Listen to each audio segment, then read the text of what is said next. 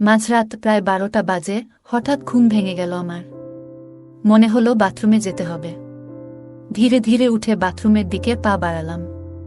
ফিরতে কিছুটা সময় লেগে গেল। ঘরে ফিরে দেখি আন্টি বিছানায় শুয়ে আছেন, তবে উল্টো দিকে মুখ করে। ঘরের মৃদু আলোয় চারপাশটা বেশ শান্ত মনে হচ্ছিল, যা আন্টির সিল্কের নাইটির আলোয় ঝলমল করছিল, যা তাকে আরও সুন্দর করে তুলছিল। আমি আস্তে আস্তে আমার পদক্ষেপ এগিয়ে নিয়ে গেলাম এবং দেখতে পেলাম আন্টি গভীর ঘুমে আছেন। তার মুখের উপর শান্তির ছাপ স্পষ্ট ছিল। এমন দৃশ্য দেখে আমার মনের মধ্যে এক অস্থিরতা কাজ করতে শুরু করল। আমি নিজেকে সমেত করে মাথা ঠান্ডা রাখার চেষ্টা করলাম। কয়েক মুহূর্তের ভেতরেই আমার মনোবল ফিরে এলো। তখন ভাবলাম এই পরিস্থিতি এড়িয়ে গিয়ে বরং নিজের ঘুমের দিকে মনোযোগ দেওয়া উচিত। কিন্তু তখনই আন্টির ঘুম ভেঙে গেল, আর আমাকে এভাবে তার সামনে দেখে আন্টি আমি রাহুল। আমার আন্টি ছিল অসাধারণ সুন্দরী এক মহিলা। একটু স্বাস্থ্যবান হওয়ায় তাকে আরও আকর্ষণীয় লাগত। যে কেউ তাকে একবার দেখলে তার প্রেমে পড়বেই। কিছুদিন আগে আমি একটি ইন্টারভিউয়ের জন্য মুম্বই থেকে গুজরাট যাচ্ছিলাম। ট্রেনে বসে দেখি আমার সামনে এক ভদ্রমহিলা। তার চেহারায় ছিল এক ধরনের সৌন্দর্য এবং আকর্ষণ, যা সহজেই দৃষ্টি আকর্ষণ করে। তার মুখে আলো পড়ে একটি উজ্জ্বলতা ফুটে উঠেছিল, এবং তার লম্বা চুল তাকে আরও আকর্ষণীয় করে তুলছিল। তার ব্যক্তিত্বের কোমলতা ও সহজ সরল আচরণ দেখে আমার মন ভালো হয়ে গেল। তার দিকে তাকিয়ে এক ধরনের ইতিবাচক অনুভূতি কাজ করছিল, যেন তার উপস্থিতি আমাকে সাহস দিচ্ছে। ট্রেন চলার সময় আমি ভাবছিলাম তার সঙ্গে কথা বললে কেমন হবে। অবশেষে আমি নিজের মধ্যে সাহস সঞ্চয় করলাম এবং তার সঙ্গে আলাপ শুরু করলাম। তিনি হাসি মুখে জিজ্ঞাসা করলেন, আপনি কোথায় যাচ্ছেন? আমি হেসে উত্তর দিলাম, গুজরাট যাচ্ছি, সেখানে একটি ইন্টারভিউ আছে। এই কথা শুনে তিনি বললেন, ভালো, আমি গুজরাটেরই বাসিন্দা। তিনি মুম্বাই প্রথম তার স্বামীর সঙ্গে দেখা করতে এসেছিলেন। তারপর আমি জানতে চাইলাম, আপনার নাম কি? আন্টি বললেন, আমার নাম প্রিয়া। আমি বললাম, আপনি গুজরাটের কোনো এলাকায় বাস করেন? তিনি উত্তর দিলেন, আমি কলোরে থাকি। আমাদের মধ্যে কথোপকথন চলতে থাকলো এবং একে অপরের সঙ্গে কথা বলে আমার মনে ভালো লাগছিল। ট্রেনে ভ্রমণ করতে করতে প্রিয়ার ব্যক্তিত্ব আমাকে আরও বেশি আকর্ষণীয় মনে হতে লাগল। আমরা একে অপরের জীবন নিয়ে আরও কিছু গল্প ভাগাভাগি করলাম। আমি তাকে জানালাম যে আমার ইন্টারভিউ একটি অটোমোবাইল কোম্পানিতে। তিনি আমাকে উৎসাহিত করলেন। আমাদের মধ্যে নানা আলোচনা চলতে থাকল এবং পুরো যাত্রাপথে আমি তার দিকে নজর রাখছিলাম। তিনি সত্যিই ভীষণ আকর্ষণীয় লাগছিলেন। হয়তো প্রিয়া এ বিষয়টি বুঝতে পেরেছিলেন, কিন্তু তিনি আমার সঙ্গে কিছু বলেননি। রাতের প্রায় 11টা বাজে যখন ট্রেন কলোল স্টেশনে থামল। আমি এবং প্রিয়া আন্টি দুজনে ট্রেন থেকে নামলাম। আন্টির ব্যাগটি বেশ ভারী ছিল, তাই আমি বললাম, আন্টি, আমি আপনার ব্যাগটা ধরে দিচ্ছি। তিনি আমাকে আন্তরিকভাবে ধন্যবাদ জানালেন এবং আমরা দুজনে স্টেশন থেকে বাইরে এলাম। রাতের আধার নেমে এসেছিল এবং চারপাশে বিশেষ কেউ ছিল না। স্টেশনের বাইরে এসে প্রিয়া জিজ্ঞেস করলেন, এখন রাতে কোথায় থাকার পরিকল্পনা করেছেন? আমি ভাবছিলাম সম্ভবত একটি হোটেল খুঁজতে হবে, কিন্তু আন্টি বললেন, যদি সমস্যা না হয় তাহলে আপনি আমাদের বাড়িতে আসতে পারেন। আমাদের বাড়ি কাছেই আছে, এবং রাতে ব্যাগটি তুলতে আমাকে সাহায্য করার জন্য আপনাকে ধন্যবাদ। আমি কিছুক্ষণ ভেবে তারপর সম্মতি দিলাম। রাত হয়ে গেছে এবং হোটেল খুঁজে বের করার চেয়ে আন্টির বাড়িতে যাওয়াই আমার জন্য ভালো মনে হলো, কারণ ট্রেনে আন্টির সাথে কথা বলে অনেকটাই ফ্রি হয়েছিলাম। আমরা দুজনে রেলপথ ধরে আন্টির বাড়ির দিকে এগোতে থাকলাম। হাঁটতে হাঁটতে আমি আন্টিকে বললাম, আপনার বাড়ি আর কত দূরে? তিনি মুচকি হেসে বললেন, আর একটু দূর, আর তুমি দেখবে আমার বাড়ির পরিবেশ খুব ভালো। তার এই কথায় আমি আশ্বস্ত হলাম এবং ভাবলাম, হয়তো এটা একটি নতুন বন্ধুত্বের সূচনা। যখন আমরা তার বাড়িতে পৌঁছালাম, আন্টি দরজা খুলে আমাকে ভেতরে আসার আমন্ত্রণ জানালেন। ভেতরে ঢুকে আমি বললাম, ধন্যবাদ আন্টি। তিনি হাসি মুখে বললেন, ধন্যবাদ তো আমাকে বলার কথা, তুমি আমার অনেক সহযোগিতা করেছ। বাড়ির ভেতরে একটি নরম আলো ছিল এবং দেয়ালের ছবি বাড়িটিকে অদ্ভুতভাবে সুন্দর করে তুলেছিল। এরপর তিনি স্নেহভরা কণ্ঠে আমাকে জিজ্ঞাসা করলেন, রাহুল, তোমার কি ক্ষুধা লাগছে? কিছু খাবে? সত্যি বলতে আমার পেটেও বেশ খিদে ছিল, তাই বিনয়ের সঙ্গে বললাম, আন্টি, একটু ভাত হলে হয়ে যাবে। তিনি মুচকি হেসে বললেন, ঠিক আছে, আমি একটু পরেই রান্না করি। তুমি সামনের ঘরে গিয়ে বিশ্রাম নাও। আমি তার কথা মতো সামনের ঘরে গেলাম। সেখানে গিয়ে নিজের কাপড় পরিবর্তন করলাম এরপর হাত মুখ ধুয়ে বেশ সতেজ অনুভব করছিলাম। আরামদায়ক একটি লোয়ার আর টি শার্ট পরে একটু আরামের জন্য প্রস্তুত হলাম। পুরো পরিবেশটা শান্ত এবং সহজ ছিল, যা মনে এক ধরনের স্বস্তি এনে দিয়েছিল। কিছু সময় পর আন্টি ব্ল্যাক সিল্কের নাইটি পরে বাইরে এলেন, যা খুবই সুন্দর লাগছিল। তার পোশাক সাধারণ হলেও সেগুলোতে আকর্ষণ ছিল। তিনি হাসি মুখে আমাকে বললেন, কি হয়েছে? ঠিক লাগছে না? আমি তৎক্ষণাৎ বললাম, আন্টি, আপনি তো খুব ভালো লাগছেন। আমার কথায় তিনি মুচকি হাসলেন এবং তারপর রান্নার জন্য কাজে ফিরে গেলেন। আমি বসে বিছানায় ফোনে কিছু দেখতে লাগলাম এবং আন্টি রান্নার কাজ শুরু করলেন। কিছুক্ষণের মধ্যে রান্না করা খাবারের সুগন্ধ এসে গেল এবং আমার ক্ষুধা আরও বেড়ে গেল। আন্টি বললেন, খাবার প্রায় হয়ে গেছে, তুমি টেবিলে বসে যাও। আমি টেবিলে বসে গেলাম এবং তিনি আমাকে ভাত ও তরকারি পরিবেশন করলেন। আমরা খাবার খেতে খেতে পরস্পর কথা বলছিলাম। আন্টি জিজ্ঞেস করলেন, খাবার কেমন লাগছে? আমি বললাম, অত্যন্ত ভালো। এরপর তিনি জানতে চাইলেন, আর তোমার বাড়ি কেমন লাগলো? আমি বললাম, বাড়িও খুব ভালো। তিনি ধীরে ধীরে প্রশ্ন করলেন, এবং এই বাড়ির মালকিনকে কেমন লাগলো? আমি একটু বিস্মিত হয়ে বললাম, তিনি তো খুব ভালো। এটা শুনে তিনি ধন্যবাদ বললেন এবং খাবার খেতে লাগলেন। আমরা দুজনে হাসছিলাম এবং একে অপরের দিকে তাকাতে ভয় পাচ্ছিলাম। তারপর আন্টি জানতে চাইলেন, তোমার ইন্টারভিউয়ের সময় কখন? আমি বললাম, কাল সকাল 10টায়। তিনি বললেন, তাহলে সমস্যা নেই, আমি তোমার জন্য নাস্তা বানিয়ে দেব, তুমি খেয়ে যাও।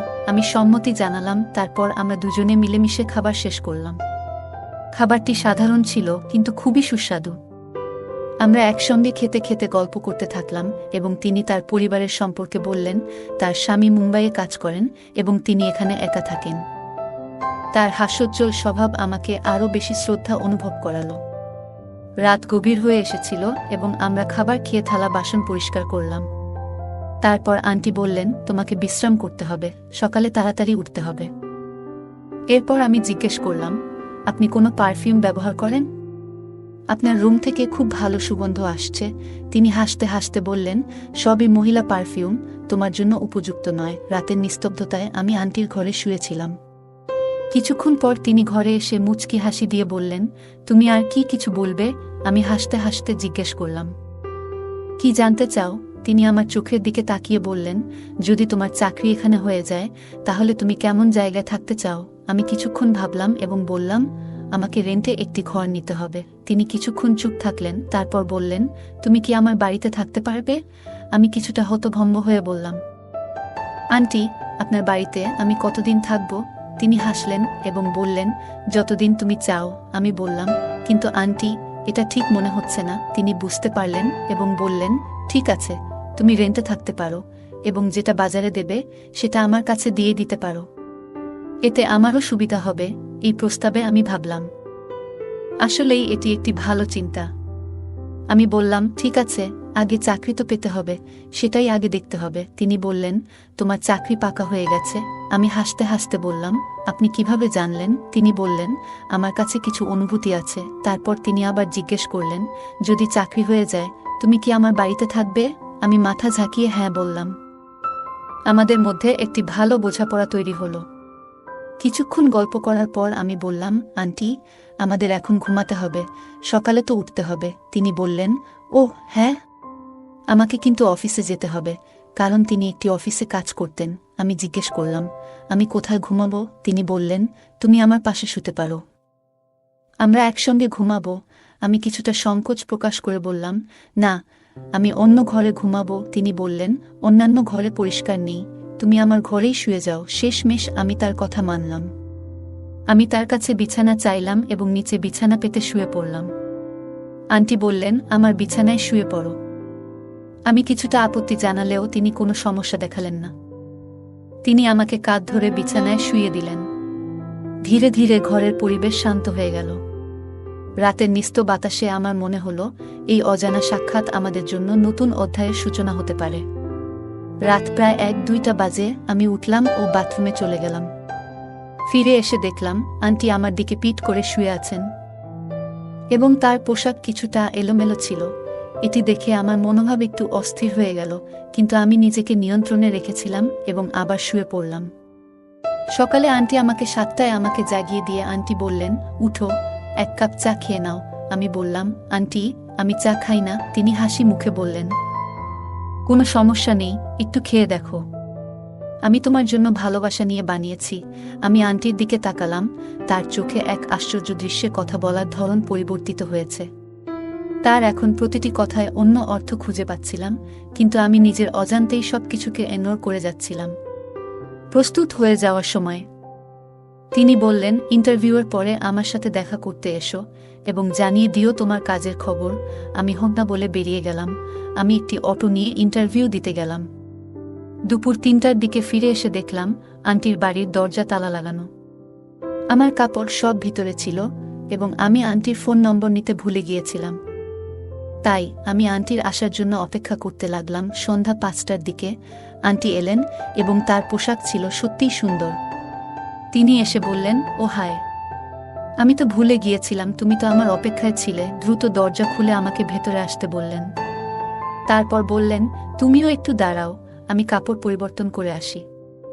তিনি একটি আরামদায়ক লোয়ার এবং একটি শর্ট টি শার্ট পরে বেরিয়ে এলেন। তারপর তিনি জিজ্ঞেস করলেন, তো এখন বলো কি ঘটেছে। আমি বললাম, আমার তো বাড়ি যেতে হবে। এটি শুনে আন্টি একটু খারাপ লাগলো এবং বললেন, কি হয়েছে?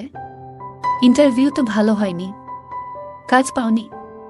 কিভাবে সম্ভব? এবার মনে হচ্ছিল যেন আন্টি সত্যিই হতাশ হয়েছেন। আমি উত্তর দিলাম, এমন কিছু নয়, আমার চাকরি হয়ে গেছে এবং আমাকে ৩ দিন পরে যোগদান করতে হবে। আন্টি খুশি হয়ে জানতে চাইলেন, তাহলে তুমি বাড়িতে যাচ্ছ কেন? তার প্রশ্নের মধ্যে বুঝতে পারছিলাম আমার চলে যাওয়া আন্টির জন্য কিছুটা দুশ্চিন্তার সৃষ্টি করেছে। আমি বললাম, আমার কাছে তেমন কাপড় নেই, আমাকে পরিবারের সঙ্গে দেখা করতে যেতে হবে। আমি বললাম, আমি কিছু কাপড়ও নিয়ে আসব ও কিছু জরুরি জিনিসও আনব। এর উপর আন্টি আশাবাদী চোখে প্রশ্ন করলেন, তুমি ফিরে তো আসবে? তার চোখে এমন একটি ভাব ছিল যেন আমার চলে যাওয়ায় আন্টির মন ভালো নেই। আমি উত্তর দিলাম, আন্টি, আমি নিশ্চিত আসব। এটাতে আন্টি কিছুটা খুশি হয়ে বললেন, তুমি কখন যাচ্ছ? ট্রেন কখন? আমি বললাম, কাল সকালে। রাতে সুযোগ ছিল না। এটি শুনে আন্টি অনেক আনন্দিত হলেন এবং বললেন, ঠিক আছে, তাহলে আজ তোমার জন্য রুমের সাজসজ্জা করি এবং সন্ধ্যায় পার্টি হবে। আমি জিজ্ঞেস করলাম, পার্টি কিসের জন্য? আন্টি বললেন, অবশ্যই তোমার চাকরির জন্য। আমি বললাম, কিন্তু আমার কাছে খুব বেশি টাকা নেই। তখন আন্টি বলেন, কোনো সমস্যা নেই, পার্টি আমি দেব, তুমি স্যালারি পেলে ফিরিয়ে দিও। এরপর আমরা একসাথে খেয়ে ও রুমের কাজ শুরু করলাম। কাজ করতে করতে সন্ধ্যা হয়ে গেল। তারপর আন্টি জিজ্ঞেস করলেন, তুমি বাড়িতে খাবা নাকি বাইরেও? আমি বললাম, বাড়িতেই খাবো। আন্টি আবার জিজ্ঞেস করলেন, আর পানীয়? আমি কিছুটা চমকে বললাম, কি বলতে চাচ্ছেন? তিনি হেসে বললেন, তুমি কি ড্রিঙ্ক করো না? আমি বললাম, করেছি। তবে তিনি কথা শেষ করতে না দিয়ে বললেন, তাহলে সিদ্ধান্ত হয়ে গেছে, তুমি বাইরে থেকে কিছু এনে দাও, আমি কিছু খাবার প্রস্তুত করব।